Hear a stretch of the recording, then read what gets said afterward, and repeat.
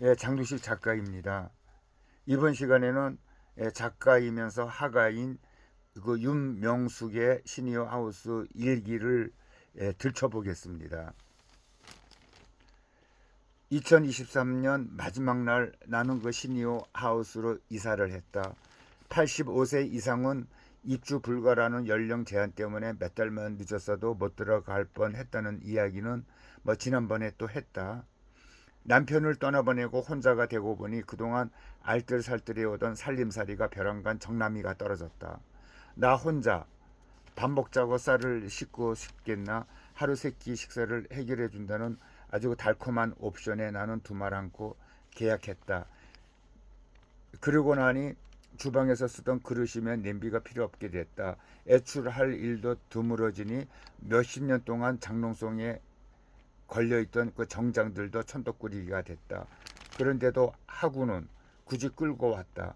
마지막으로 사용한 게 언제인지 기억도 나지 않지만 남아도는 시간만이 문제가 될 새 공간에서 할 일 없는 늙은이로 전락하지 않으려면 그림이라도 다시 그려야 할 것 같았다.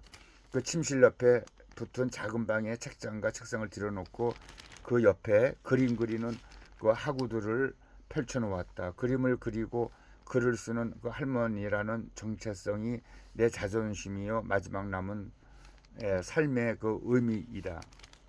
이것은 350가구가 기거하는 15층 아파트다. 입주무인의 평균 나이는 87세. 1층과 지하 1층에는 아파트 입주민이 공용하는 그 시설이 빼곡히 들어있다. 이 중에 가장 활기 넘치는 곳은 식당으로 하루 3번 다양한 사람들이 모였다가 흩어진다. 또 한 곳, 식당 못지않게 인기를 누리는 것이 공동 사우나이다. 나는 집에서 샤워를 하지 않고 지하 사우나를 이용한다. 그곳에서 너나없이 마르고 주름투성이인 알몸들을 보면 괜히 마음이 또 편해진다. 같이 늙어가는 처지라 보는 것만으로도 측음지심이 일고 아무 등에나 무턱대고 비누칠을 해줘도 이상하지가 또 않다. 유난히 샤워장이 한산했던 어느 날 아침 평소대로 나는 샤워 꼭지 아래 머리를 디밀고 더운 물로 몸을 적셨다. 샴푸를 하고 눈에 들어간 비눗물을 씻고 고개를 드니 일찌감치 떨어진 곳에 앉아 때를 미는 여자가 나를 향해 팔을 내저으며 소리치는 것이 보였다. 그래서 보청기를 뺀 내기에 그의 말이 들릴리 만무 하는 수 없이 물을 잠그고 주춤거리면서 다가가서 말했다. 보청기를 뺐더니 안 들려요. 그런 내게 다짜고짜 소리를 버럭 지르는 그녀. 머리를 감을 때는 수돗물을 잠가요. 나는 그녀의 말뜻을 이해하는데 시간이 좀 걸렸다. 그 말인 즉슨 내가 물을 함부로 쓴다는 거네. 주변을 이렇게 둘러보았다. 이 망신스러운 상황을 누가 목격하고 있나? 탕 속에 동그라미 앉아 나를 바라보고 있는 사람과 눈이 또 마주쳤다. 입가에 웃음을 머무는 채 그녀가 급히 시선을 피했다. 아군이 될 가망이 없어 보였다. 뒤늦게 얼굴이 또 화끈거렸다. 그녀의 뒤로 물을 아껴 씁시다라는 큼지막한 그 벽보가 붙어 있는 게 보였다.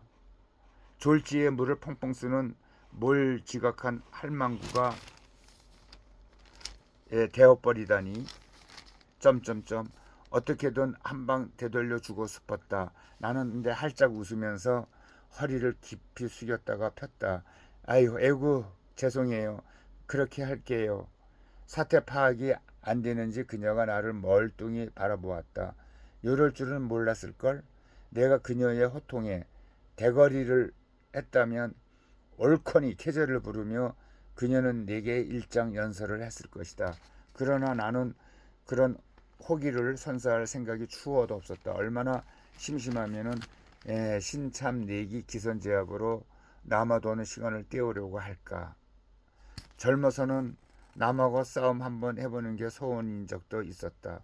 그렇다고 이제 와서 늙은 몸으로 더구나 벌거벗고 관객이라곤 달랑 한 명 탕에 모셔놓고 내가 누구 좋으라고 쌈질을 하겠나. 그냥 이 정도로 만족하는 수밖에 없다. 이래 놓고는 지인들이 안부차 그것이 불편하지는 않냐? 살만은 하냐? 물어보는 사람 사는 세상이다. 다 똑같다고 이렇게 대답을 하곤 했다.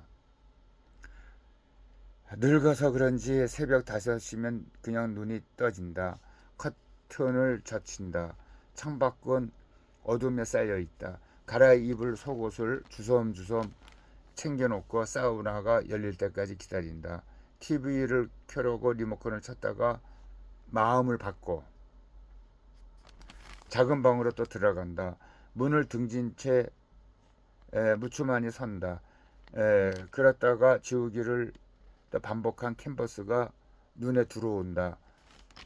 감을 그리다가 지웠던가 시도하다 말고 덮어버린 물감 그층 위로 불그스런 흔적이 나타난다.